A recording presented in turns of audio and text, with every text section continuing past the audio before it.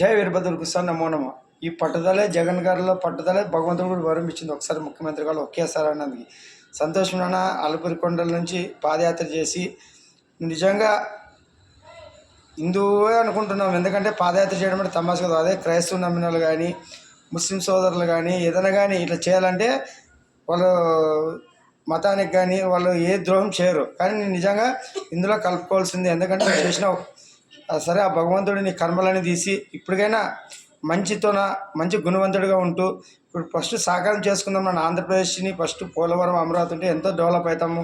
అమరావతి నుంచి మనకి ఉద్యోగ అవకాశాలు నిరుద్యోగులకు వస్తాయి, డెవలప్ అవుతుంది సిటీ, ఆదాయ వనరులు సమకూరుతాయి. తర్వాత పోలవరంతో రైతులు నీళ్లు, కరెంటు, ఆహార ధాన్యం అందిస్తాం, అన్ని సుభిక్షంగా ఉంటారు రైతులు. అందుకే మీరు కూడా సహకారం చేసి చంద్రబాబు గారు ఎంత అనుభవం ఉన్నా ఆయనకి సహకారం చేసి నెక్స్ట్ నీకు కూడా దేవుడు అవకాశం ఇవ్వచ్చు. కానీ మీరు మంచి నిర్ణయాలు తీసుకొని ఇప్పటి నుంచి మనకి పెట్టుబడులు వచ్చేటట్ల వాతావరణాన్ని మంచిగా వాతావరణం వస్తేనే పెట్టుబడులు వస్తాయి. ఇవన్నీ మారాలనే కోరుకుంటున్నాం. తిరుపతి వెంకటేశ్వరకి ఓం నమో నారాయణ.